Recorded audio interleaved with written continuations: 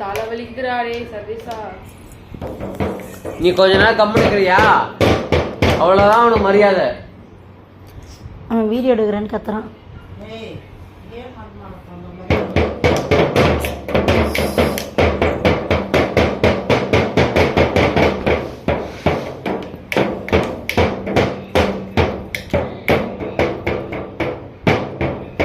மாமா மாமா ஏன் வெளியே போயிட்டு வரலாமாம்மா?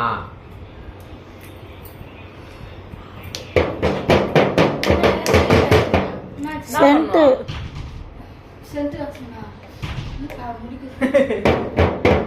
நல்லா இல்லையா வாசனை?